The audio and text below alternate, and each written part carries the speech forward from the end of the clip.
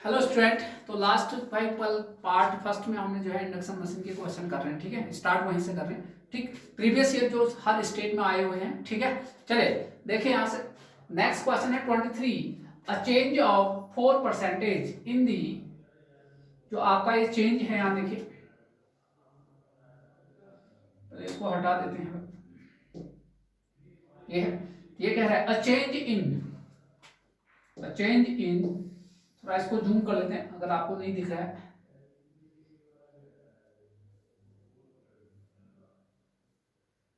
चलिए अब देखिएगा आपको, ए change of 4% in the supply voltage. Supply voltage में कितने का चेंज किया भाई आप लोगों ने?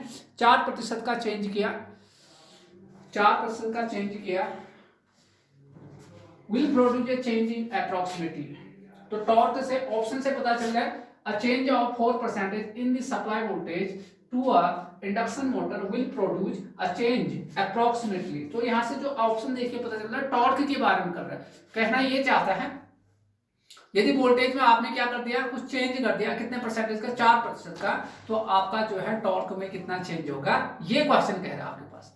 तो भाई चेंज आपको पहले सबसे पहले तो दो केस हो सकते हैं यहाँ पर। चेंज पता ही नहीं है कि किस चेंज के बारे में बात कर रहा है, माइनस वाला या प्लस में। इंक्रीज चेंज तो दो प्रकार से हो सकते हैं, या तो डिक्रीज करो या इंक्रीज करके, ठीक है। तो वही आपको ध्यान रखना। सबसे पहले तो टॉर्क का इक्वेशन देखिए, आपको पता ही है क्या होता है, टी प्रोपोर्शनल वी स्क्वायर। ये तो आपको पता ही है आपके पास, ठीक है भाई। इतनी बात, यानी आपको ये पूछ रहा है आपके पास, तो ये इनिशियल है। बाद में जो नया वाला वोल्टेज है चेंज हो गया, वी प्लस माइनस, या तो प्लस हो सकता है या माइनस, कितना? 4%। किसका? ओरिजिनल का, यानी 100। ये आपके पास है, ये चेंज है आपके पास। या तो प्लस में हो सकता है या तो इंक्रीज हो सकता है या डिक्रीज हो सकता है, ठीक है भाई। ये A change of 4% in the supply voltage to induction motor, a change in, तो चेंज किया गया सप्लाई में, तो या तो इंक्रीज या डिक्रीज। यहां ध्यान से देखिए, तो V डैश, तो दो केस हो सकते हैं। पहले मैं प्लस साइन ले रहा हूं, V डैश बराबर V प्लस कितना, 4V अपॉन 100। ये हो गया। तो यहां से देखिए कितना हो गया, ये कैंसिल आउट करिए, 1 25, 26V बाई 25 हो गया, ठीक है। ये हो गया आपके पास, ठीक हो गया भाई। इतनी बात है तो आपके पास, तो वी डैश आपके पास ये आ गया। तो टॉर्क तो ये है शुरू ये इनिशियल वोल्टेज है, बाद में ये है। तो टॉर्क क्या होता है? टॉर्क प्रोपोर्शनल, नया वाला डैश क्या होगा, वी डैश का स्क्वायर होगा। अब यहां देखिए, तो चेंज इन टॉर्क, तो change in torque, change in torque, change in torque क्या होगा, बराबर टी डैश नया ओल्ड अपॉन टी, ये तो होता है, इनटू 100, इनटू 100। तो ये आपके पास ये हो गया। तो बताइए टी डैश कितना है भाई? 26/25, 26/25 क्या है, वी, इसका होल स्क्वायर माइनस टी क्या हो गया, V square upon V square into 100। Solve करोगे अप्रोक्सीमेटली कितना आ गया, ये 8% आ गया, ठीक है। अप्रोक्सीमेटली 8% चेंज आ गया आपके पास। इतनी बात। केस सेकंड हटा दे, इतना लिख लीजिए, ये 8%, ठीक है। दूसरा देखिए केस सेकंड, देखिए केस सेकंड देखते हैं, केस सेकंड भी देख लेते हैं भाई, ठीक है। यहां देखिए आपके पास केस सेकंड, आपके पास केस सेकंड में क्या हो सकता है, ठीक है। यहां देखिए, तो मैं पहले तो इसको हटा देता हूं यहां से। केस सेकंड में देखिए, केस सेकंड में ये हो सकता है कि आप इसको क्या करिए, माइनस में लीजिए, v डैश बराबर v माइनस v अपॉन कितना, इंटू 4/100। तो माइनस में करोगे कितना होगा, ये 24v अपॉन 25। तो यहां से देखिए, तो यहां पर आपका चेंज क्या होता है, तो change in torque, change in torque बराबर T dash minus T upon T हो गया, इंटू 100, ये तो होगा। टी डैश का मान देखिए आपके पास ये हो गया 24v अपॉन 25 का होल स्क्वायर माइनस ये कितना है टी, ये तो v square upon v upon क्या आ गया भाई आपके पास v स्क्वायर, ठीक है। तो इसको सॉल्व करोगे लगभग 7% आएगा। तब ऑन एंड एवरेज देखे, दोनों केस आपने देख लिया, तो ऑप्शन को मैच करिए।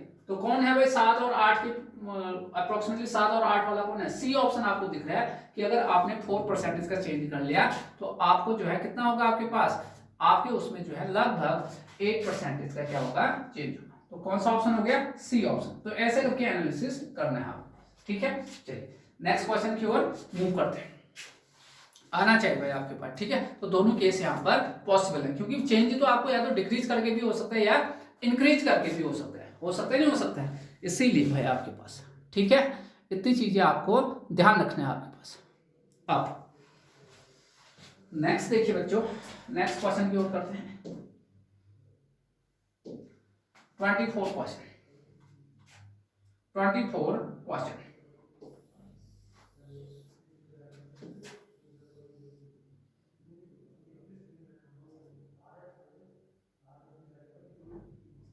क्वेश्चन, चलिए देखिए, दिख रहा है क्वेश्चन 24।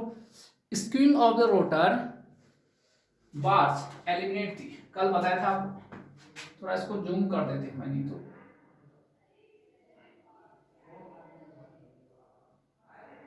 चलिए भाई अब देखिएगा। Screen of the rotor bars eliminate, कि आपका रोटर बार क्या करता है, ये पूछ रहा है आपके पास।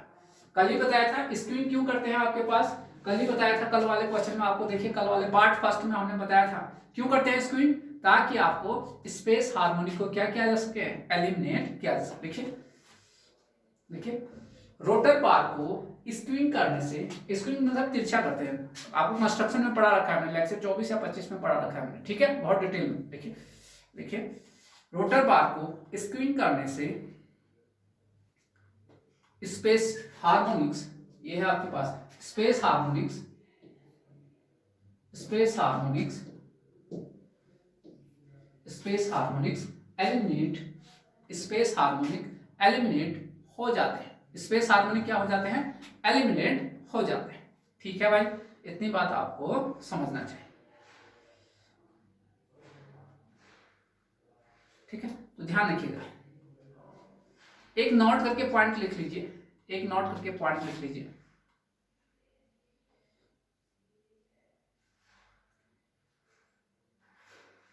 यदि स्क्वीइंग नहीं होगा, अगर आप स्क्वीइंग नहीं करोगे तो क्या होने वाला, देखिए, यदि स्क्वीइंग नहीं होगा तो स्टेटर तथा रोटर फील्ड के बीच मैग्नेटिक के बीच मैग्नेटिक के बीच magnetic magnetic locking magnetic locking magnetic locking magnetic locking हो जाता है। अगर मैग्नेटिक लॉकिंग हो गया तो अब आपका स्टार्ट नहीं हो पाएगा, जिस कारण से जिस कारण से जिस कारण से जिस कारण से मशीन स्टार्ट नहीं हो पाता है, जिस कारण से मशीन स्टार्ट नहीं हो पाता है, ठीक है भाई। इतनी बात है आपको समझ में। तो क्या आंसर है, इफेक्ट ऑफ स्पेस हार्मोनिक, ठीक है। चलिए लेटेस्ट क्वेश्चन है आपके पास, नेक्स्ट क्वेश्चन की ओर आइए। 25,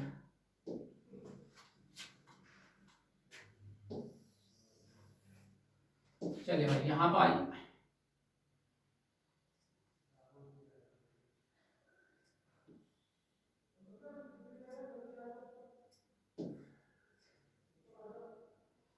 चलिए क्वेश्चन नंबर 25 पर, एन इंडक्शन मोटर हैज, क्या कह रहा है, an induction motor has rotor resistance of 0 point this, if the resistance increase this then the maximum torque, maximum torque में क्या होगा, ये आपको कहा जा रहा है। पहले तो आप देखिए, क्वेश्चन समझ गए भाई, क्वेश्चन समझ गए होंगे, अगर क्वेश्चन समझ गए तो यहां देखिए, क्वेश्चन क्या है, मैक्सिमम टॉर्क की बात कर रहा है। अगर मैक्सिमम टॉर्क का एक्सप्रेशन देखोगे आपको तो ये देखिएगा, 3v² ये 2 3v² 2 omega s x2 dash. इस एक्सप्रेशन देखिए आपको क्या लग रहा है कि भैया इसमें जो है, इस एक्सप्रेशन से साफ स्पष्ट है कि जो आपका मैक्सिमम टॉर्क है वो रोटर रेजिस्टेंस पर डिपेंड नहीं कर रहा है। अब तुम रोटर रेजिस्टेंस को बढ़ाओ घटाओ, यहां पर कोई असर पड़ेगा नहीं पड़ेगा। देखिए क्योंकि मैक्सिमम टॉर्क के एक्सप्रेशन से स्पष्ट है, एक्सप्रेशन से स्पष्ट है, एक्सप्रेशन से स्पष्ट है, मैक्सिमम टॉर्क रोटर रेजिस्टेंस पर डिपेंड नहीं करता है, डिपेंड नहीं करता है। अतः अतः अतः रोटर रेजिस्टेंस के बढ़ाने या घटाने पर मैक्सिमम टॉर्क पर कोई भी असर नहीं होगा। तो इसका मतलब ये समझ गए। तो ये आपको पढ़ाया गया है सब चीज। अब यहाँ पे क्या आंसर होगा, रिमेन्स अनअलर्टेड, मतलब कोई भी चेंज नहीं होगा। ठीक है, तो सी ऑप्शन आपका क्लिक हो गया। चलिए आइए आप नेक्स्ट क्वेश्चन की ओर आते हैं। Question number 26। क्वेश्चन नंबर 26 में देखिए क्या कह रहा है।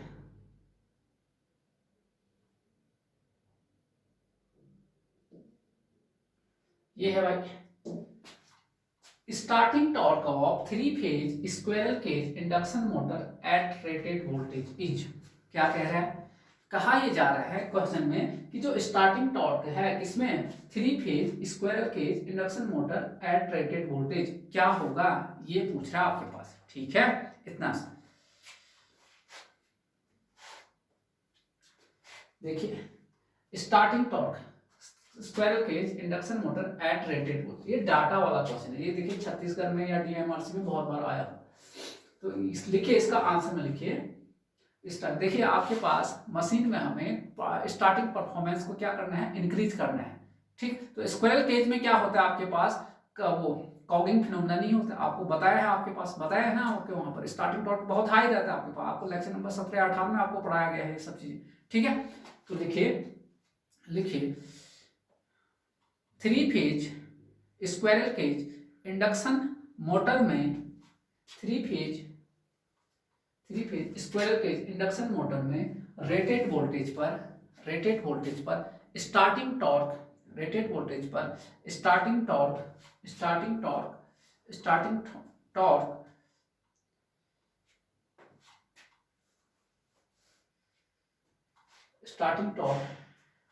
टॉर्क का, ये तो डाटा है। ठीक है, रेटेड टॉर्क का 100 से 200% 100 से 200% होता है। 100 से कितना, 200% होता है। रेटेड टॉर्क का कितना, 100 से 200% होता है। ठीक है भाई, आई बात समझ, इतनी बात आपका। तो क्या आंसर हो गया, सी ऑप्शन। नेक्स्ट देखिए, ये डाटा है आपके पास 27 की ओर आइए। क्वेश्चन नंबर 27, क्वेश्चन नंबर 27 को देखिए अच्छे से। क्या कह रहा है, अ 3 फेज, ये देखिए ये कह रहा है a 3 phase 4 pole 50 hertz induction motor has a rotor resistance, आपका रोटर का रेजिस्टेंस इतना दिया है, and stand still reactance, stand still मतलब जब आपका रोटर स्टॉप है। ठीक है, यानी एनआर कितना है, 0 है उस समय आपके पास। तो उस समय आपका स्टैंड स्टिल रिएक्टेंस आपको दिया है, परफेक्ट दे रखा है। ठीक है, calculate the speed at which the maximum torque develop, तो आपको वह स्पीड बताना है जिस पर मैक्सिमम टॉर्क क्या होगा, डेवलप होगा, ये आपको कहा गया है। ठीक है, चलिए तो आपको पहले सबसे पहले सॉल्यूशन लिखिए। तो जो आपको गिवन है पहले उनको आप लिखिए। तो क्वेश्चन से क्या क्या गिवन है, गिवन क्या क्या है, 3 फेज 4 पोल, पोल की संख्या कितनी है, 4 पोल है। फ्रीक्वेंसी कितना है, 50 हर्ट्ज, कितना है भाई, 50 हर्ट्ज। इंडक्शन मोटर है, रोटर रेजिस्टेंस दे रखा है आपके पास।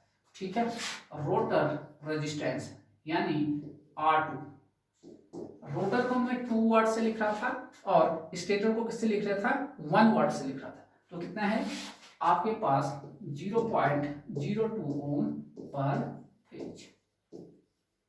ठीक है, और X2 ये भी आपके पास दिया है, स्टैंड स्टिल रिएक्टेंस, लेकिन ये जो है स्टैंड स्टिल है, कितना है आपके पास 0.5 ओम, ये भी पर फेज। ये डाटा आपको दिया गया है। ठीक है, ये डाटा आपको दिया गया है। अब मैक्सिमम टॉर्क के लिए क्या कंडीशन था भाई, मैक्सिमम टॉर्क का ये था, एस एम बराबर क्या एक्सप्रेशन बताया था आपको, Sm बराबर आपको बताया था R2 बाई x2, ठीक है, R2 बाई x2, यही तो था। अगर आपको यहां से देखा जाए तो मैक्सिमम टॉर्क की कंडीशन में R2 कितना है आपका 0.02, ये 0.5, यही तो होगा। अब इसको सॉल्व करें जरा, तो क्या आंसर आ गया 0.04। तो ये मैक्सिमम टॉर्क के समय जो आपका स्लिप है वो आपका ये स्लिप मैक्सिमम नहीं है, लेकिन इस स्लिप पर मैक्सिमम टॉर्क आपको मिला है, ठीक है। चलिए अब क्या होता है भाई, Sm बराबर क्या होगा भाई, NS minus NR upon NS, यही तो होना है, होना है नहीं होना है, ठीक है। तो सबसे पहले तो NS को निकाल लेंगे स्टार्टर से। क्या होता है NS बराबर 120 F अपॉन P, ये होगा 120, तो ठीक है अपनी जगह। F का मान कितना है 50, P का मान कितना है 4, तो कितना आ गया 1500 RPM। अब यहाँ आई तो Sm कितना आया था अभी, तो 4/100 लिखिए इसको, बराबर NS कितना है 1500 माइनस NR अपॉन 1500, 2 जीरो से 2 ये 60 हो गए, बराबर 1500 माइनस NR। तो यहां से देखोगे तो NR आपका कितना आ गया 1440 RPM, इतना आपका आ गया 1440 RPM आपका आंसर आ गया। आई बात भाई समझ में सब लोगों को, इतना देखिए तो नोट करते हुए, तो है आसान क्वेश्चन। तो आपको ध्यान रखना है यहां पर आपका R2 dash by x2 dash होता है, R2 डैश यानी R2 by k square, x2 dash by k square cancel हो गया तब ये आ गया, ठीक है। कंफ्यूजन नहीं होना है, आपको बहुत डिटेल में और डेप्थ में कॉन्सेप्ट बताया है, ठीक है, तो बिल्कुल भी घबराना नहीं है। नेक्स्ट देखिए, तो ये ध्यान रखिएगा भाई आपके पास इतना डिटेल में पढ़ाया है हम लोगों ने, और जो बच्चे देख रहे हो ना कहीं और अदर कोचिंग या कहीं कभी प्रीवियस ईयर, वो थोड़ा उनको समझ में हो सकता है दिक्कत हो सकता है, लेकिन जो हमारे जो मुझसे पढ़े हैं इतना डेप्थ में पढ़ा दिया है कि कोई भी क्वेश्चन किसी भी बुक से आए कर लेगा, ठीक है। चलिए नेक्स्ट क्वेश्चन, नेक्स्ट क्वेश्चन की ओर आई सभी लोग, जरा इस क्वेश्चन को देखिए क्या कह रहा है यहाँ। क्वेश्चन आपके पास है, अ 3-phase डेल्टा कनेक्टेड SCIM का मतलब है squirrel cage induction motor, when connected with DOL direct online, बताया था ना मैंने स्टार्टिंग के मेथड बता रखे आपको, ऑटो सब चीज सारे आपके पास बहुत डिटेल में, बहुत लंबा क्लास हुई है उसमें लगभग बहुत ज्यादा। तो क्या करा, अ 3-phase delta connected square cage induction motor when connected with a door starter has a starting torque of 600 Newton motor. Its starting torque when star delta starter is used. तो मैंने स्टार्टिंग के बहुत सारे मेथड बताए हैं, तो यहाँ पर देखिए उनमें से दो ये कर रहा है, क्या कर रहा है, एक 3-phase डेल्टा कनेक्टेड क्या है आपका स्क्वायरल केज इंडक्शन मोटर, एक वाउंड रोटर इंडक्शन मोटर होता है, दूसरा होता है स्क्वायरल केज इंडक्शन मोटर। पूरा कहानी आपको सब पता है क्यों कैसे, पूरा कंस्ट्रक्शन हमने पढ़ा दिया। A 3-phase delta connected square cage induction when connected with a door direct online होता है starter, DOL starter has a starting torque of 600 newton metre. तो कितना है उस समय जब आप डॉल स्टार्टर से चल रहे हो उस समय टॉर्क है आपका 600 न्यूटन मीटर। अब कह रहा है कि यदि स्टार्टिंग टॉर्क निकालना है जब आपका जो है स्टार्ट डेल्टा स्टार्टर का यूज करते हैं, जब आप स्टार डेल्टा स्टार्टर का यूज करते हैं तो उस समय आपका जो है टॉर्क क्या होगा, ये आपको पूछा गया, ठीक है। इतनी बात आप, तो देखिए पहले तो सॉल्यूशन लिखे यहां से, सॉल्यूशन आसान क्वेश्चन है, आपको पूरा पढ़ा दिया है मैंने, ये सब चीजें स्टार्टिंग का बहुत ज्यादा मेहनत किया था इसमें पढ़ाने। लिखिए तो डॉल या रिड्यूस्ड वोल्टेज भी बोलते हैं, डॉल भी बोलते हैं या रिड्यूस्ड वोल्टेज भी बोलते हैं हमसे। लिखिए देखिए starting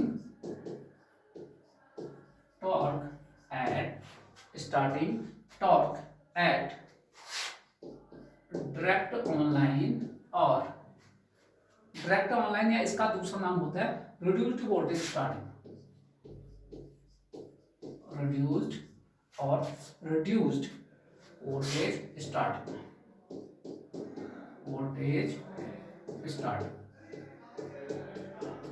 ध्यान से देखिए इस समय कितना है इसका मान 600 न्यूटन मीटर, ये दिया हुआ है आपके पास, ठीक है, ये क्वेश्चन आपको दिया गया है। तो आपको मैंने पढ़ा रखा है, क्या पढ़ा रखा है, देखिए आपको मैंने एक रेशियो भी बताया था वहां पर, ठीक है, जिन बच्चों ने पढ़ लिया है ये आपको ये पढ़ाया था, आपको क्या पढ़ाया जरा ध्यान से देखिए। Starting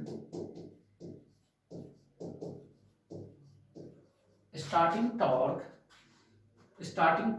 when start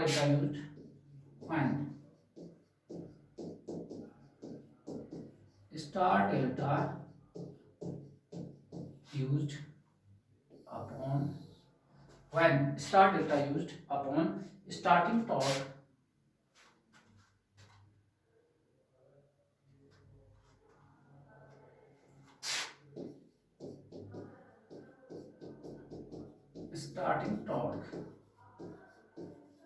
when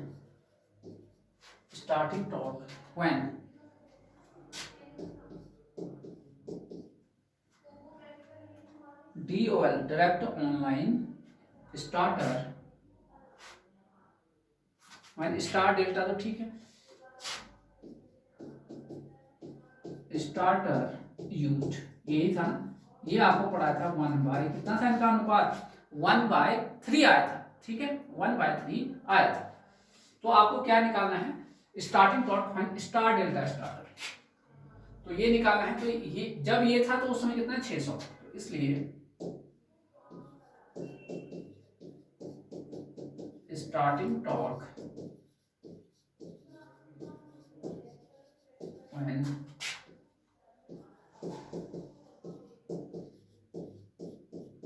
star delta used बराबर 1/3 गुना कितना डेल्टा कितना 600, कैंसिल करिए कितना हो गया, तो बराबर कितना गया 200 क्या न्यूटन मीटर।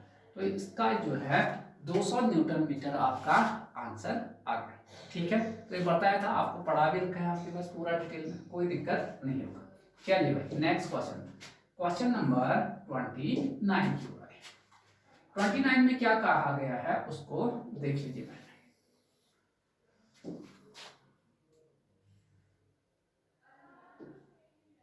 क्या कहा है देखिए, इन अ 3 phase induction motor the slip speed is, कह रहा है कि जो 3 फेज इंडक्शन मोटर है वो उसमें आपको निकालना है।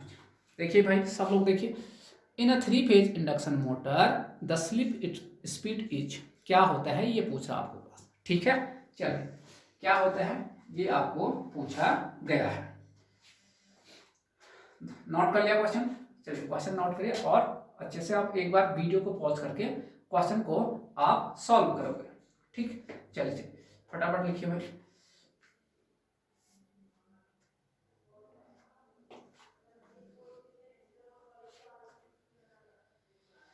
तो आपको मैंने बताया था स्लिप स्पीड क्या होता है, स्लिप स्पीड क्या होता है आपको बताया था आपकी मैंने। देखिए सबसे पहले तो यहाँ देखिए स्लिप स्पीड क्या होता है, बहुत बार बताया।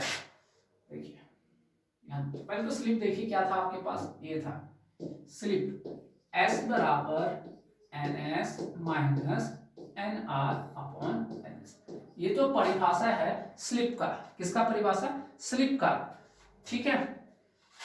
वेर आपको ये भी बताया था NS के यहाँ सिंक्रोनस स्पीड होता है, सिंक्रोनस स्पीड यही तो बताया था, और NR क्या था आपका, रोटर स्पीड, और ये आपके पास ये हो गया, ठीक है। अब स्लिप स्पीड हेडिंग लिखिए, स्लिप स्पीड आपको पढ़ाया भी है पहले, जो बच्चे पढ़े हैं मुझसे उनको तो पता ही है, जो बच्चे वीडियो देख रहे हैं लिखिए स्लिप स्पीड, लिखिए स्लिप स्पीड, लिखिए स्लिप स्पीड सिंक्रोनस स्पीड तथा रोटर स्पीड के डिफरेंस को ही, देखिए सिंक्रोनस स्पीड तथा रोटर स्पीड के डिफरेंस को ही स्लिप स्पीड कहते हैं। दैट इज लिखिए that is slip speed, that is NS minus NR। तो ये है भाई आपके पास स्लिप, NS माइनस NR यही आपका होता है क्या, यही होता है आपका स्लिप स्पीड। तो आपको ऑप्शन दिख रहा होगा कहीं पर, कौन सा ऑप्शन दिख रहा है, D option, synchronous speed minus rotor speed. Synchronous speed minus rotor speed ही आपका क्या कहलाता है, स्लिप स्पीड कहलाता है। ठीक है, चलिए मूव करें नेक्स्ट क्वेश्चन की ओर। नेक्स्ट क्वेश्चन की ओर आइए भाई, आगे क्वेश्चन नंबर 30। क्वेश्चन नंबर 30 की ओर क्या कह रहा है, इसको देखिए पहले। In a three-phase induction motor, the difference between stator output and rotor gross output is, ये कह रहा है आपके क्वेश्चन को जरा ध्यान से फिर से पढ़ते हैं, ठीक है। क्या कह रहा है पहले देख लेते हैं। In a three phase induction motor, three phase क्या आपका इंडक्शन मोटर है, उसमें आपका difference between the stator output and rotor gross output क्या होगा, ये पूछ रहा आपके पास, ठीक है। बताइए भाई, पहले क्वेश्चन को अपने मन से कर लें।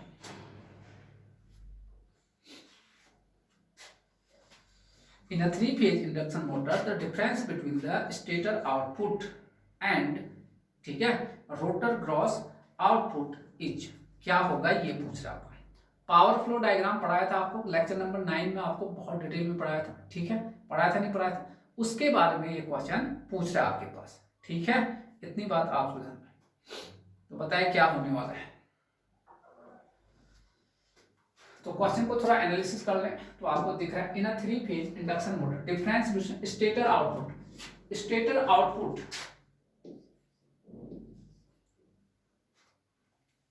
ये स्टेटर का आउटपुट यानी वही तो आपका रोटर का क्या है, इनपुट है। क्या कहा मैंने, स्टेटर का जो आउटपुट होता है वही रोटर का इनपुट होता है, अर्थात एयर गैप पावर यानी रोटर का इनपुट पावर पीजी हो गया। ये हो गया आपका, क्या बोलते हैं इसे, क्या बताते हैं, ये है स्टेटर आउटपुट। स्टेटर आउटपुट ये है, that is rotor input power, या एक और है एयर गैप पावर, ठीक है भाई। अब जो ये दो देते हैं पीजी, ये कहां जाता है, एक तो आपका रोटर का ग्रॉस आउटपुट मिलता है। देखिए एक शाफ्ट तो फाइनल वाला होता है, रोटर का जो ग्रॉस आउटपुट होता है वो होता है मैकेनिकल पावर। कौन सा होता है, मैकेनिकल पावर। ये देखिए, तो आपके पास रोटर में जो आपने पावर दिया वो एक तो आपका रोटर कॉपर लॉस में खत्म हो गया, रोटर कॉपर लॉस ये होता है, और दूसरा मैकेनिकल पावर इसमें चले गया। अब ये ध्यान रखिए, ये आपको होगा, ये आपका ये वाला टर्म है रोटर कॉपर लॉस, और ये वाला टर्म होता है मैकेनिकल पावर। अभी ध्यान के फाइनल पावर नहीं है, फाइनल पावर तो शाफ्ट से लेते हैं, जब फ्रिक्शन एंड विंडेज लॉसेस को क्या करते हैं, घटाते हैं, तब जाके फाइनल आता है, ठीक, ध्यान रखें। अब आपको अंतर बताना है इसका, ये स्टेटर का आउटपुट माइनस क्या, ये क्या है मैकेनिकल पावर या रोटर का gross output, that is rotor gross output, इनका अंतर बताना है आप, ग्रॉस आउटपुट। तो इसको ले आए यहां पर बराबर एस पीजी, तो इसका अंतर क्या आ गया आपका, किसके बराबर आ गया, रोटर कॉपर लॉस, तो है ना। तो देखिए स्टेटर का आउटपुट और रोटर का ग्रॉस आउटपुट का डिफरेंस ही आपका क्या होता है, रोटर कॉपर लॉस होता है, ठीक है। देखिए पावर फ्लो डायग्राम पढ़ाया है आपको, पूरा क्लियर होगा आपके पास, ठीक। चलिए नेक्स्ट क्वेश्चन की ओर आते हैं। नेक्स्ट आइए बच्चों 31, क्वेश्चन नंबर 31।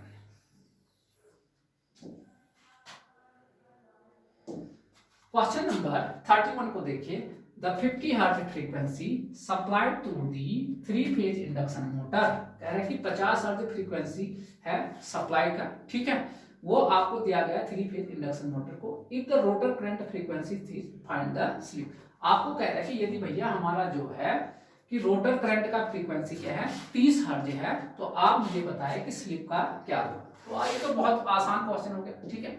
गिवन आपके पास, गिवन स्टेटर का फ्रीक्वेंसी एफ, ये स्टेटर का फ्रीक्वेंसी कितना है 50 हर्ट्ज है। रोटर फ्रीक्वेंसी कितना है एफ डैश, कितना कितना हो गया 30 हर्ट्ज, ये तो था। ये रोटर फ्रीक्वेंसी है भाई, रोटर, और ये किसका स्टेटर। दोनों में क्या रिलेशन होता था एस एफ, तो रखिए मान यहाँ पर 30 बाई एस इंटू 50, ये 0 से 0 कैंसिल, तो एस बराबर कितना आ गया 0.6, तो स्लिप का मान कितना आ गया 0.6, आपके स्लिप का मान आ गया, ठीक है। इतना सा आसान क्वेश्चन। एफ डैश क्या है रोटर फ्रीक्वेंसी, एफ क्या है स्टेटर फ्रीक्वेंसी है, ठीक है। चलिए, है ना आसान। नेक्स्ट क्वेश्चन की ओर आइए। नेक्स्ट क्वेश्चन देखिए आपके पास, another very very simple and important question. देखिए क्या कह रहे हैं, जरा देख लीजिए इसको। If the rotor input of a squirrel cage induction motor operates with 10% slip in 100 kilowatt, what will be the total power generated by this rotor। DMRC में आया हुआ क्वेश्चन है, दिल्ली मेट्रो रेल कॉर्पोरेशन में। क्या कह रहे हैं, if the rotor input, rotor का जो इनपुट है स्क्वायरल केज में, operated with 10% slip in 100 kilowatt, ठीक है 100 किलोवाट है, what will B total power generated by this rotor. तो इस रोटर के द्वारा टोटल कितना पावर जनरेट किया गया होगा, ये आपको कहा जा रहा है, ठीक है। इतनी बात आपको समझना है। तो रोटर इनपुट अभी बताया था, दिया भी है 100 किलोवाट, तो पहले हम सॉल्यूशन लिख लेते हैं। जो दिया है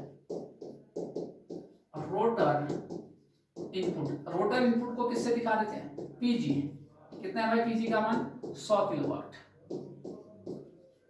रोटर इनपुट कितना है 100 किलोवाट है आपके पास, ठीक है। स्लिप, स्लिप भी दे रखा है कितना 10, तो स्लिप आपको 10% दे रखा है। 10% का मतलब कितना हुआ 10/100, तो आपका आ गया 0.1 आ गया, ठीक है 0.1 आ गया। What will be the total power generated, total कितना पावर आपका जनरेट होगा ये आपको बताना है, ठीक है। इतनी बात। तो ग्रॉस पावर की बात कर रहे हैं, टोटल पावर, रोटर का टोटल पावर, नहीं कि शाफ्ट पावर नहीं पूछा है, वो तो पीएसएच होता है, तो आपको पीएम बताना है। क्या बताना है पीएम, पीएम ये आपको बताना है। तो भाई आपको बताया था पावर फ्लो डायग्राम से पीजी बराबर क्या होता है पीएम प्लस एस, पीजी होता है नहीं होता, तो पीएम बराबर यहां से क्या आ जाएगा, पीजी को कॉमन लेके आइए तो क्या होगा 1 माइनस एस, यही तो होगा आपके पास 1 माइनस एस, यही तो रहेगा। तो हेंस ग्रॉस पावर आपको निकालिए यहाँ से, तो आपके पास कितना आ गया भाई यहाँ देखिए, तो ग्रॉस पावर देखिए आपके पास पीजी कितना है आपके पास, पीजी है तो 100 है, अच्छा किलोवाट में है तो मैं किलो नहीं लिख रहा हूँ, आंसर में है तो ठीक है। 1 माइनस एस, एस का मान कितना है 0.1, ये आपके पास। अब जरा इन दोनों को सॉल्व करेंगे, किलोवाट में आंसर आएगा आपका, किसमें आएगा किलोवाट में, तो आपका सॉल्व करोगे तो कितना आएगा 90 किलोवाट, कितना आ गया 90 किलोवाट, आपको दिखा होगा डी ऑप्शन। कौन सा ऑप्शन, डी ऑप्शन आपका सही हो गया आपके पास। चलिए नेक्स्ट क्वेश्चन, क्वेश्चन नंबर 33। अब इस क्वेश्चन को जरा ध्यान से देखिए आपके पास, ये देखिए magnetic locking of the rotor with stator. मैंने कहा था लॉकिंग जो हो रहा है अभी कुछ समय पहले वो आया था, magnetic locking of the rotor with stator in case of induction motor में बी रिड्यूस्ड। क्या कहा था, स्क्यूइंग अगर नहीं करोगे, क्या कहा था मैंने और बताया भी था, पढ़ाया भी था थ्योरी में, अगर स्क्यूइंग नहीं करोगे तो मैग्नेटिक लॉकिंग हो जाता है स्टेटर और रोटर के बीच में, जिसके कारण मशीन फिर आपका स्टार्ट नहीं हो पाता है। तो अगर मैग्नेटिक स्क्यूइंग इसीलिए करते हैं ताकि मैग्नेटिक लॉकिंग को क्या कर दिया जाए, घटाया जाए। पढ़ाया था अभी कुछ देर पहले, अभी कुछ देर बल है बताया, लिखिए लिखिए भाई लिखिए। तो क्या कह रहा है, magnetic locking of the rotor with stator in case of induction में भी रिड्यूस, किसके द्वारा हटाते हैं, किसके द्वारा हटाते हैं स्क्यूइंग करके हटाते हैं, ये तो लिखिए। देखिए आंसर में क्या होगा, आंसर में स्क्यूइंग है कहीं पर, इंटरपोलेशन या लैमिनेशन तो है नहीं, इक्वल ये है भाई, है भाई है बिल्कुल है, देखिए देखिए लिखिए वो है हमारे पास ऑप्शन। देखिए स्क्यूइंग, देखिए स्क्रीन का यूज करने से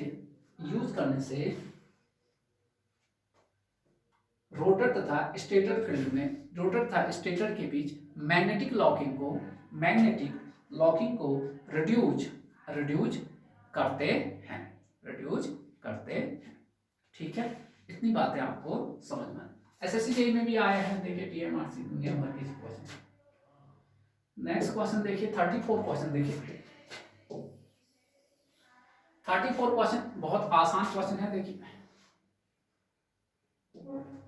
the speed of rotating magnetic field, the speed of, देखिए क्या कह रहा है, speed of rotating magnetic field of a 3 phase 50 hertz slip ring induction motor running at A speed of 960 RPM will be.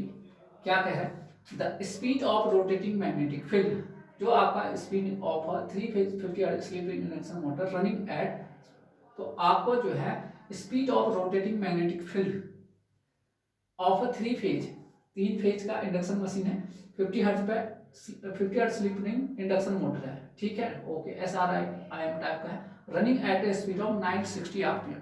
960 RPM पे क्या कर रहा है, आपका रन कर रहा है आपके पास, ये है क्वेश्चन आपके पास। तो इस पर आपको आरपीएम विल बी क्या होगा ये आपको पूछ रहा है। तो क्या करोगे, वीडियो को पॉज करिए और अपने मन से एक बार क्वेश्चन को सॉल्व करें।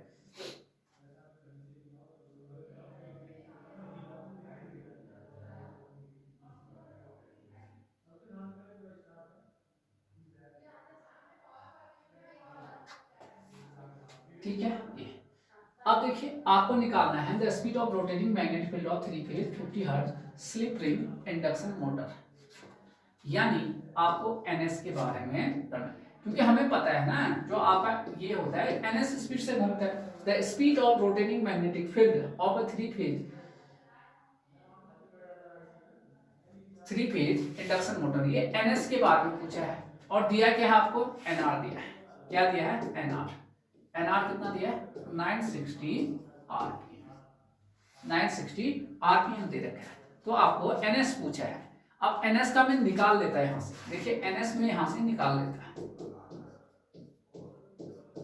पी, लेकिन यहां पर पी दिया ही नहीं है, पी दे ही नहीं रखा है, देखिए यहां पर पी दे नहीं रखा है, तो भाई अब आप इससे तो नहीं निकाल सकते, तब यूज करोगे अपने कॉमन सेंस का यूज करोगे। क्या पता है भाई, एनएस स्पीड से तो रोटेट होता है, ये हमें पता है, लेकिन हमें क्या पता है, एनआर एनएस का जो स्पीड होता है एनआर से क्या होता है, ज्यादा होता है, एनआर के बराबर नहीं होता है, बल्कि एनआर से क्या होता है, ज्यादा। एनआर कितना है, 960, तो भाई आपके पास ये ऑप्शन तो नहीं हो सकता है। लेकिन आपको ध्यान रखिए, जो आपके पास एनआर से क्या होगा, एनएस जो होगा आपका ग्रेटर देन क्या होगा, एनआर होता है नहीं होता है, एनआर जो है एनएस से हमेशा छोटा ही होता है, ना बराबर होता है, ठीक है, ध्यान रखिएगा इतनी बात। तो इसका मतलब 960 से ज्यादा क्या, कॉमन सेंस लगाएगा, क्या है, वैसे तो बहुत सारे हैं, देखिए आपके पास 1500 भी है, ये भी है, ये भी है, लेकिन आपके पास जो सबसे नजदीक है वो आपका 1000 है, ठीक है, इसलिए इसका आंसर कितना होगा, 1000 आपके पास इसका सही आंसर हो जाएगा, कितना, 1000, ठीक। चलिए देखिए, ठीक है, तो ये तो थोड़ा कॉमन सेंस वाला क्वेश्चन था। नेक्स्ट क्वेश्चन देखिए, क्वेश्चन नंबर 35, क्वेश्चन नंबर कौन सा भाई, 35।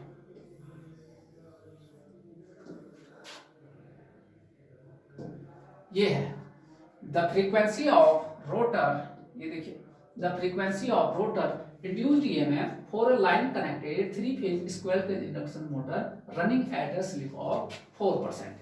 ये आपको the frequency of rotor induced EMF, यानी आपको अगर आप सॉल्यूशन लिखना चाहोगे तो रोटर का फ्रीक्वेंसी क्या होता है, एफ डैश होता है, ठीक है।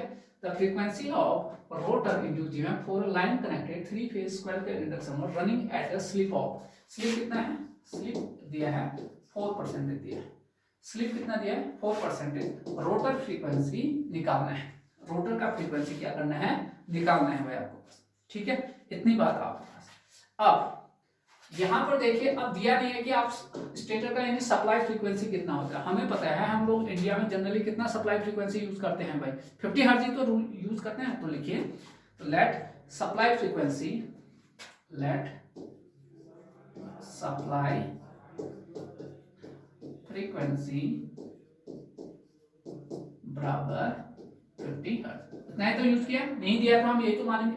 तो भाई फॉर्मूला आप देखिए क्या होता है, एफ डैश बराबर एस एफ होता है।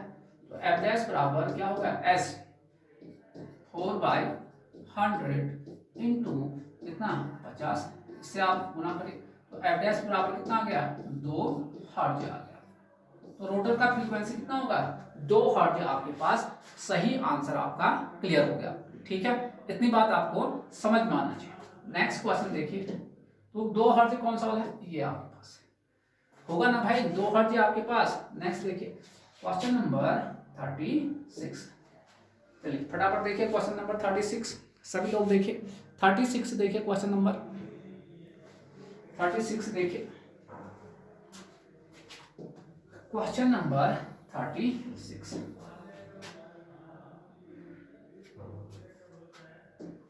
ये है आपके पास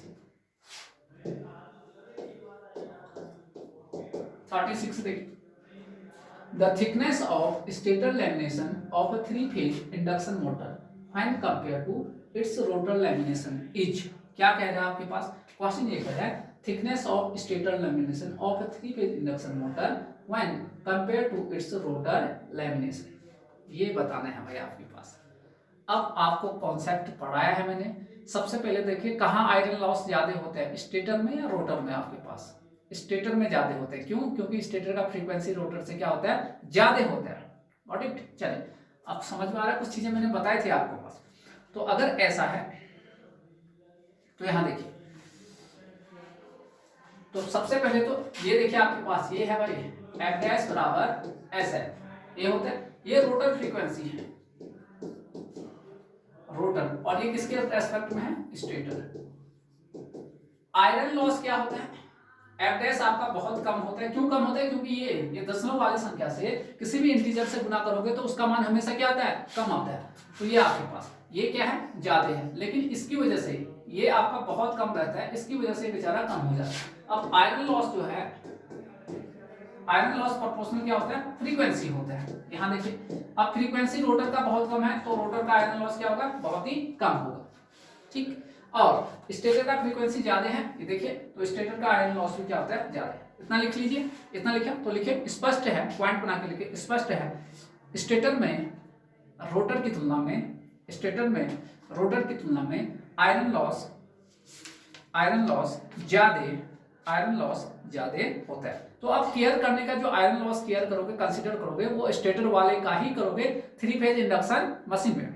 गॉट इट। चलिए अब आते हैं question, the thickness of stator lamination. अब भाई आयरन लॉस में तो एडी करंट आ जाता है, ठीक है। अब एडी करंट आ गया आपके पास, एडी करंट को तो रिमूव करने के लिए लैमिनेशन ही करते हैं, इतना तो हम लोग को क्लियर कट पता ही है।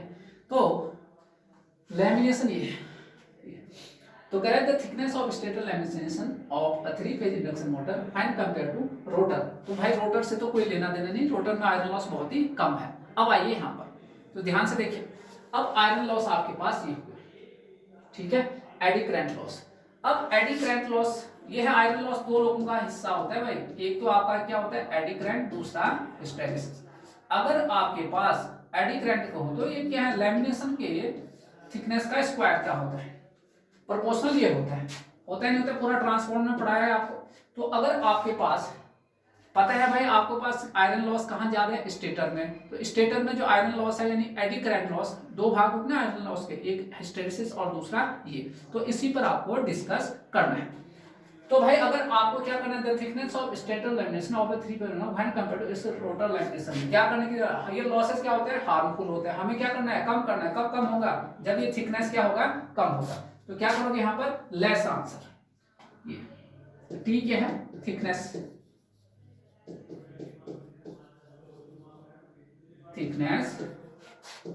ऑफ लैमिनेशन,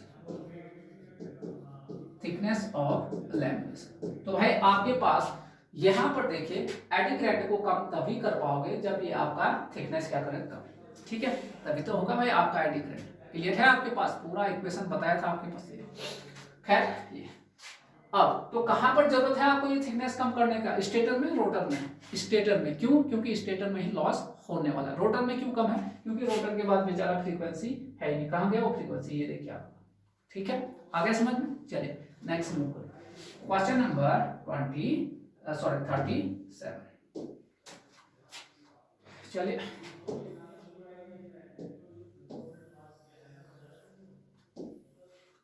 ये है भाई question. Induction motor is also known as, आपको पूरा सबसे पहले इंट्रोडक्शन में बताया था कि इंडक्शन मोटर कभी भी जो है, ये देखिए इंडक्शन मोटर कभी भी ये सिंक्रोनस स्पीड से रोटेट नहीं करता है, इस स्पीड से एनएस से नहीं करता है, हमेशा इससे कभी पर क्या करता है, रोटेट करता है। इसी कारण सिंक्रोनस इसे जो है सिंक्रोनस मशीन नहीं करते हैं, बल्कि क्या बोलते हैं, असिंक्रोनस मशीन बोलते हैं। ये देखिए कहाँ गया, ये असिंक्रोनस मोटर भी बोलते हैं। लिखिए भाई फटाफट लिखिए। देखिए क्योंकि इंडक्शन मशीन या इंडक्शन मोटर कभी भी सिंक्रोनस स्पीड पर रन नहीं करता है। क्यों नहीं करता है, क्योंकि रिलेटिव स्पीड कितना आ जाता है, जीरो आ जाता है। रिलेटिव स्पीड जीरो होगा तो इंड्यूस्ड ईएमएफ आएगा नहीं, तो मशीन कहां से काम करेगा। देखिए सिंक्रोनस इंडक्शन मोटर कभी भी सिंक्रोनस स्पीड पर रन नहीं करता है, क्योंकि इस कंडीशन पर रिलेटिव स्पीड क्या होगा। देखिए अगर आपका जो है सिंक्रोनस मोटर आपका ये होता है रिलेटिव स्पीड, अगर ये भी जो है इस पर करेंगे हम, देखिए ns माइनस ns पे करेगा तो कितना हो जाएगा, रिलेटिव स्पीड जीरो हो जाएगा। जब स्पीड ही नहीं आएगा तो इंड्यूस्ड ईएमएफ आएगा नहीं। देखिए क्या लिखा आपने, कभी भी रन नहीं करता है, क्योंकि यदि क्या लिखा आपने, इंडक्शन मोटर कभी भी सिंक्रोनस स्पीड पर रन नहीं करता है, क्योंकि अगर इंडक्शन मोटर सिंक्रोनस स्पीड पर रन करेगा तो रिलेटिव स्पीड जीरो आ जाएगा। रिलेटिव स्पीड कितना आ जाएगा, जीरो आ जाएगा, जिस कारण से इंड्यूस्ड ईएमएफ प्रोड्यूस नहीं हो पाएगा। इंड्यूस्ड ईएमएफ प्रोड्यूस नहीं हो पाएगा। ठीक है, ध्यान रखिए। इसलिए तो आपके पास क्या होता है, इसीलिए आपका जो है जो रोटर होता है, रोटर जो इंडक्शन मोटर है वो एनआर स्पीड पर करता है। एनआर कितना मान होता है, एनएस 1 माइनस एस, इस स्पीड पर क्या करता है, रन करता है। ठीक है, रोटर स्पीड यानी आपका रोटर स्पीड कहिए या मोटर का स्पीड, यही है आपके पास। ठीक है भाई, चलिए आइए नेक्स्ट क्वेश्चन तो 38 क्वेश्चन वाई 38 क्वेश्चन देखिए, क्वेश्चन देखिए भाई फटाफट। इन case of 3 phase induction motor synchronous speed is, क्या होता है ये कह रहा है, क्या होता है, डबल फील्ड रिवॉल्विंग थ्योरी के अनुसार क्या बताया था मैंने, जो एनएस है सिंक्रोनस स्पीड होता तो इससे एक्सप्रेशन तो इससे देते, लेकिन आया किसका था, वो कौन सा था, वो 120 एफ अपॉन पी ये है। तो आज आपको पूछा ये एक्चुअल में है क्या आपके पास। ठीक है, ध्यान रखिए आपके पास क्या कहा था, इन case of 3 phase induction motor synchronous speed क्या होता है ये आपको पूछा जा रहा है। ठीक है, तो क्या होता है, डबल फील्ड रिवॉल्विंग के अनुसार, डबल फील्ड रिवॉल्विंग थ्योरी के अनुसार जो स्टेटर फ्लक्स का जो स्पीड होता है वही क्या होता है आपके पास, सिंक्रोनस स्पीड होता है। देखिए देखिए डबल फील्ड रिवॉल्विंग थ्योरी के अनुसार पूरा पढ़ा रखा है भाई आपके पास, ये डबल फील्ड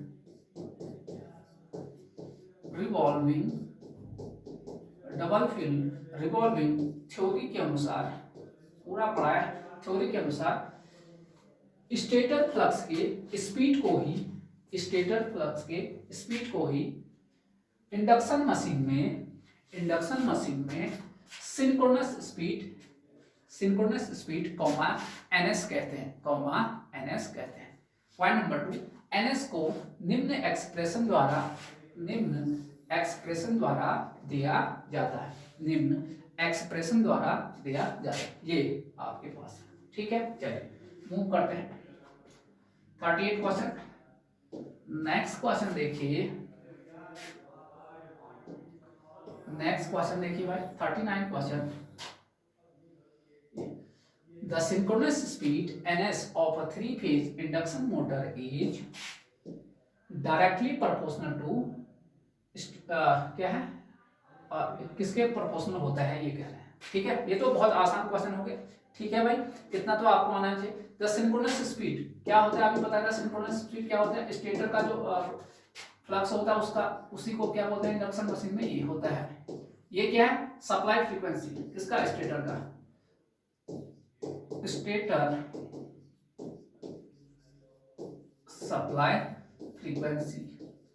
अब यहां देखिए आप लोग स्टूडेंट, यहां देखिएगा तो यहाँ से जो है सिंक्रोनस स्पीड क्या आ रहा है, ये तो constant number of pole constant, तो ये इसके प्रोपोर्शनल आ रहा है आपके पास। सी ऑप्शन है भाई आपके पास, कौन सा ऑप्शन है, सी ऑप्शन आपका सही हो गया आपके पास। चलिए नेक्स्ट क्वेश्चन 39 के बाद नेक्स्ट क्वेश्चन है 40 क्वेश्चन।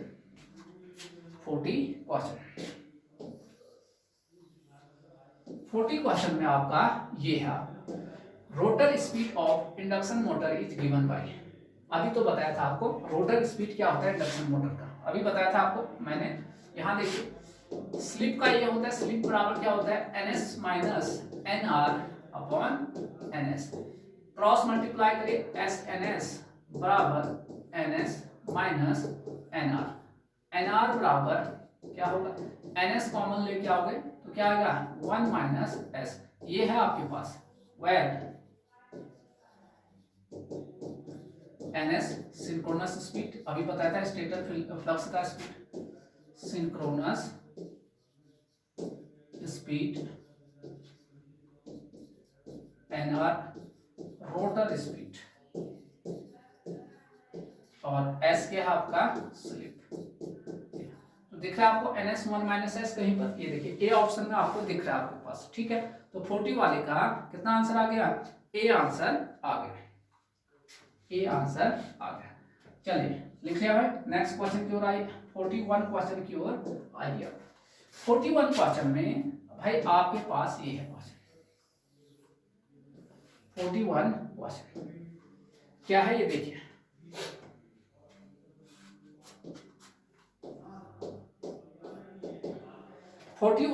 क्वेश्चन में आपके पास ये है आपके पास, ठीक है। चलिए क्या करें, starting current of 3 phase induction motor can be reduced to same value by, मैंने कहा था आपके पास स्टार्टिंग परफॉर्मेंस को इंप्रूव करना होता है। स्टार्टिंग परफॉर्मेंस क्या है, करंट को क्या करना होता है, लिमिट करना पड़ता है, और स्टार्टिंग दूसरा पैरामीटर कौन सा है, टॉर्क, टॉर्क को क्या करना है ज्यादा, क्योंकि आपके पास ये कम करोगे तो आपका स्टार्टिंग लॉस क्या होगा कम, और अगर टॉर्क को ज्यादा करोगे तो जल्दी स्टार्ट हो जाएगा, यही तो है, यही कहलाते हैं हमारे स्टार्टिंग पैरामीटर, ठीक है। तो स्टार्टिंग अगर परफॉर्मेंस सुधारना है तो इसका मतलब है करंट को क्या करना है, कम करना है, और क्या टॉर्क को क्या करना है ज्यादा।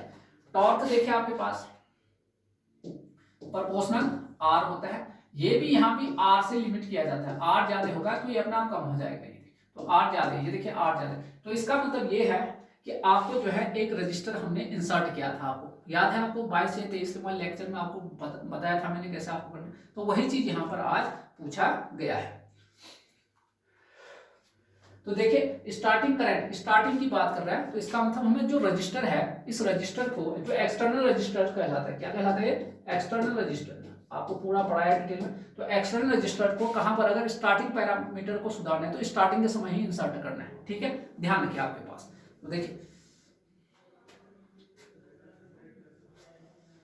तो देखिए क्या होगा भाई, तो आपको क्या इंसर्ट कर, एक ही ऑप्शन दिया है देखिए, तो आपके पास ये देखिए रजिस्टर को इंसर्ट करना है कहां पर, स्टेटर सर्किट में, किस समय, स्टार्टिंग के समय, तो लिखिए भी आपके पास, ठीक है। तो ये होता है भाई स्टार्टिंग परफॉर्मेंस को, लिखिए स्टार्टिंग करंट को रिड्यूस करने के लिए स्टेटर सर्किट में एक्सटर्नल, देखिए स्टेटर सर्किट में एक्सटर्नल रजिस्टर को इंसर्ट किया जाता है, ब्रैकेट में लिखिए किस समय, स्टार्टिंग के समय ही किया जाता है, ठीक है, ठीक है। चलिए तो ये आंसर बहुत आसान क्वेश्चन। नेक्स्ट क्वेश्चन की ओर आइए, question number 42,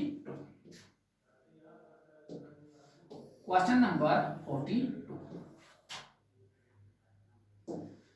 if a 4-pole induction motor has a synchronous speed of 1500 rpm then supply frequency should be, ये तो आसान है, ठीक है, आसान किस सेंस में, देखिए आपके पास ये देखिए ns बराबर क्या होता है 120 f upon p, synchronous speed यहां पहले ही लिखा है इसने, सिंक्रोनस स्पीड लिखा, अगर नहीं लिखा होता तो हम क्या मानते हैं, रोटर का स्पीड, तो ns दिया है, गिवन क्या कह दे रहा देखिए, गिवन ns दिया है आपके पास, कितना है भाई आपके पास ns 1500 rpm, ये दे रखा, p भी आपको दिया है कितना 4, तो आपके पास यहां से आपको निकालना है, तो ns इंटू p अपॉन 120 बराबर f, आपको f भी तो निकालना है, f बराबर NS कितना है भाई 1500 इंटू 4/120।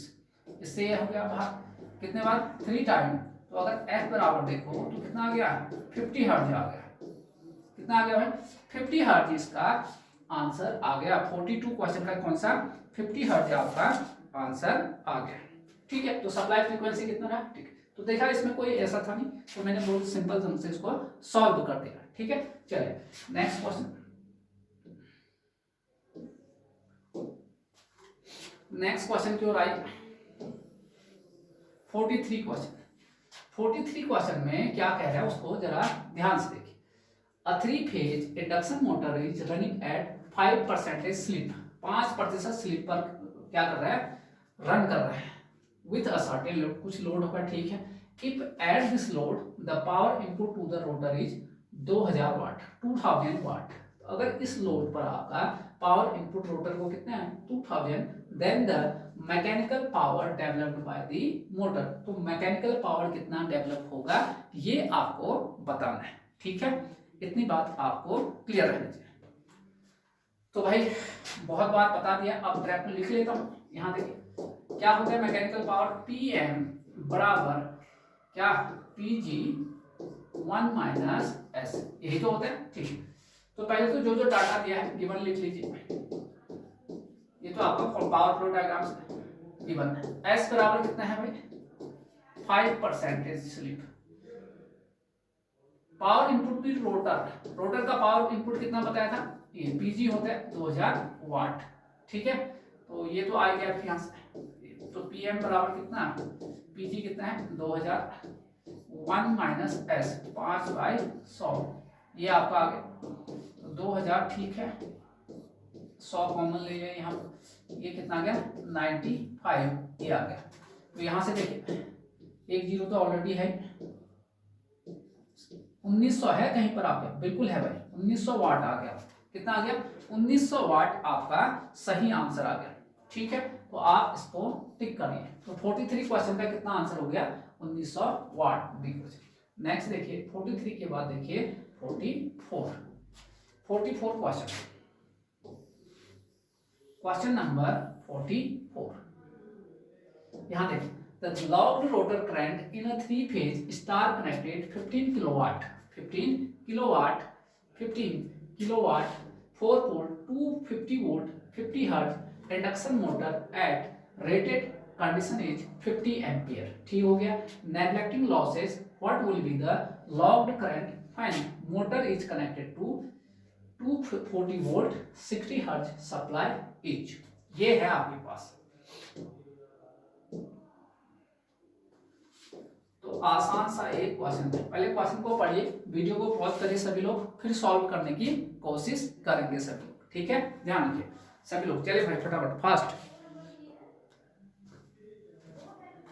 क्या कह रहा है आपके पास locked rotor current in a 3-phase star connected 15 kilowatt 4 pole 250 volt 50 hertz induction motor at radial condition is 50। ठीक है, neglecting losses, what will the locked current when motor is connected to 240 volt 60 hertz supply क्या होगा, ये क्या है। ठीक है, चलिए वीडियो को पॉज करिए सभी लोग और क्वेश्चन को सॉल्व करने की कोशिश करोगे। तो ध्यान रखिए यहां पर एक वर्ड है लॉग्ड रोटर। रोटर क्या हो चुका है लॉक है, यानी घूम नहीं रहा है। तो इसका मतलब देखिए स्लिप, क्योंकि रोटर इज ब्लॉक्ड बोलिए लॉक्ड, दैट इज लॉक्ड। अगर आपका बच्चों ये लॉक हो चुका है तो एनआर तो घूम ही नहीं रहा है, जीरो है। तो स्लिप देखिए, स्लिप का फॉर्मूला क्या होता है NS minus NR upon NS, यही तो होता है। NR जीरो हो गया तो S का मान कितना आ गया 1 आ गया। तो क्वेश्चन के अकॉर्डिंग तो S का मान तो आपने निकाल लिया, तो S का मान कितना है 1 है भाई आपके पास। ठीक है, और क्या क्या दे रखा है पहले वाले केस में, क्या दे रखा है P पावर कितना दे रखा है 15 किलोवाट, ये दे रखा है। पोल तो ठीक है, कितने पोल दे रखा है 4 पोल, पोल कितना दे रखा है 4 पोल दे रखा है। ठीक है, 4 पोल आपको दे रखा है। और करंट भी पहले वाले केस में कितना दे रखा है 50 एम्पियर। आई का मान कितना है 50 एम्पियर। इतना आपको ध्यान रखना। तो 50 एम्पियर शुरू में दे रखा है। दिया हुआ वोल्टेज लाइन वोल्टेज होता है, हमें किस में निकालना है, हम जो है जो भी कैलकुलेशन होता है हमेशा जब तक कहा ना जाए स्टार में देखना। स्टार में वोल्टेज क्या होता है, ये लाइन वोल्टेज क्या होता है √3 Vp। तो स्टार में जो फेज वोल्टेज है पर फेज निकालना VL/√3। दिया हुआ वोल्टेज हमेशा क्या होता है लाइन वोल्टेज होता है, ठीक है। कितने पर है 250 √3। ये तो होता है दिया हुआ वोल्टेज हमेशा लाइन वोल्टेज होते हैं जब तक कहा ना जाए आपको कनेक्शन हमेशा स्टार में लेना है आपको। ये बात मैं पहले भी बोल चुका हूँ, ठीक है। तो इतनी बातें आपको ध्यान रखिए। तो इतना वोल्ट आ गया। चलिए अभी सॉल्व भी करना है, इतने में ही रख देते हैं, ठीक है। इतना है तो 250 मेरा ये आ गया।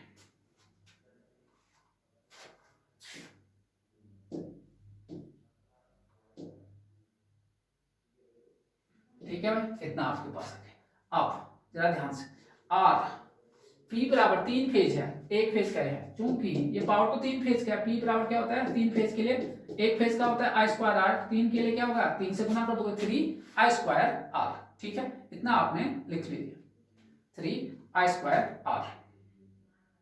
तो यहां से R निकालें, ये हटा दें। चलो S का मान आपको पता ही चल गया है।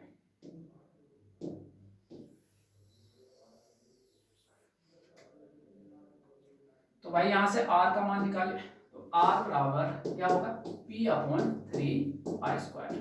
तो R बराबर कितना आ गया भाई, R बराबर लिखे कितना है 15 किलोवाट, यानी 15 किलो का मतलब 10 की घात 3 3I कितना दिया था आपको, I दे रखा था आपका कितना 50, तो 50 का स्क्वायर।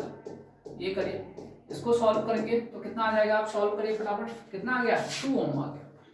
तो R तो पता चल गया मुझे, क्या पता चल गया R।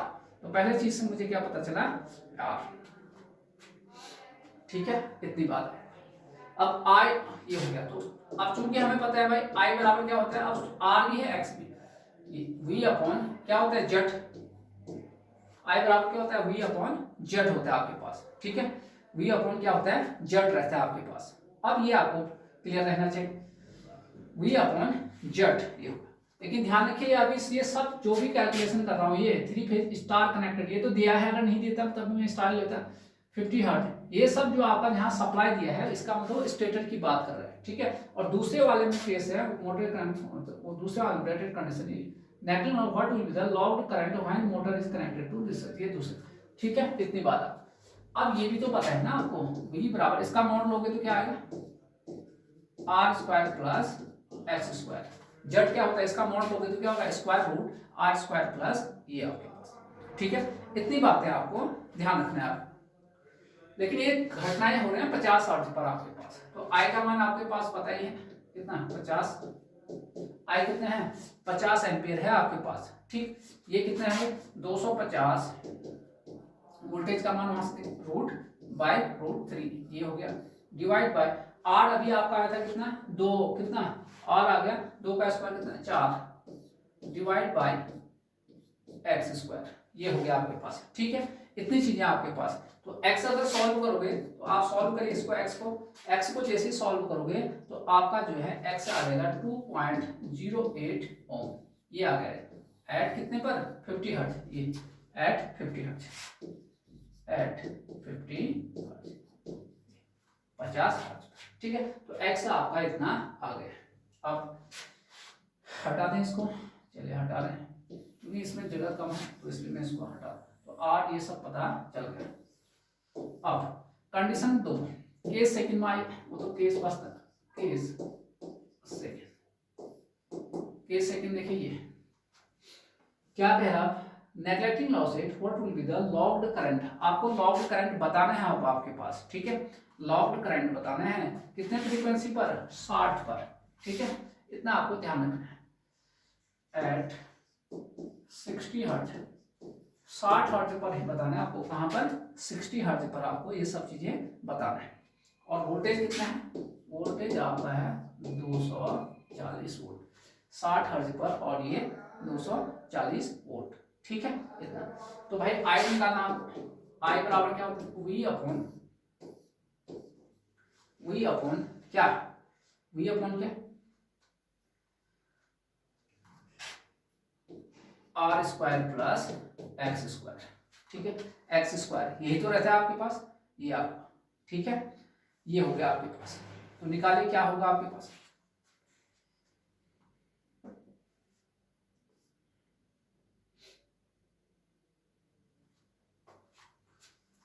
तो ये आपका थोड़ा चेंज हो जाएगा क्योंकि x जो है ये, अब वही x नहीं लोगे क्योंकि x जो है आपका फ्रीक्वेंसी पर निर्भर करता है।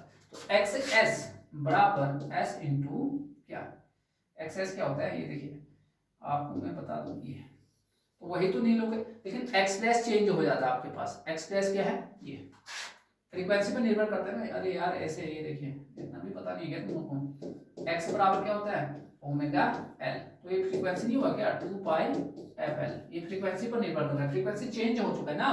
तो आप क्या लिखोगे यहाँ से देखिए बताइए, तो यहाँ देखिए तो x dash upon x dash बराबर क्या होगा, ये इसको करिए एफ डैश और एक दूसरा एक्स था वो आपका एफ पर, तो यहां से देखिए एक्स डैश अपॉन एक्स बराबर एफ डैश अपॉन एफ, फिर से देखिए